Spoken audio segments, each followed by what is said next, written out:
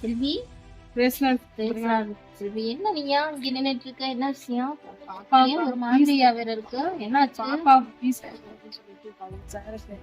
ரொம்ப திட்டாங்க சிஸ்டர். நான் ஒரு பக்கம் கேட்டேன், கிடைக்கல.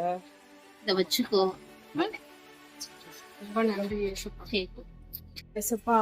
15,000 கேட்டேன் ஏசப்பா, எனக்கு 2,000 தான் கிடைச்சிச்சு. எனக்கு ஃபுல் அமௌண்ட்டும் கொடுத்து எங்களுக்கு உதவி செய்யுங்க தகப்பனே. இசையா 15,000 கட்டணும்க்கா. 2,000 எங்கிட்ட வழிகாட்டுவாருக்கா. சரி கண்டிப்பாக்கா, ஏசப்பாவை நம்பிடு. செல்வி செல்வி இல்ல என்ன சொல்லி பணம் கிடைச்சிச்சா? ஆண்டவர் வந்து நீ ஜெபம் பண்ணனால என்னைய வந்து கொடுக்க சொல்லி ஒரு ஏவுதல் பண்ணாரு. அதனால இந்த இதுல 13,000 ரூபாய் இருக்கு. நான் இது வேற எதுக்காக வச்சிருக்கேன். நான் இப்போதைக்கு உனக்கு நான் இதை வந்து கொடுக்குறேன். உங்க மூலியமா கடவுள் எனக்கு உதவி செஞ்சிருக்காரு. அவருக்கு ரொம்ப நன்றி.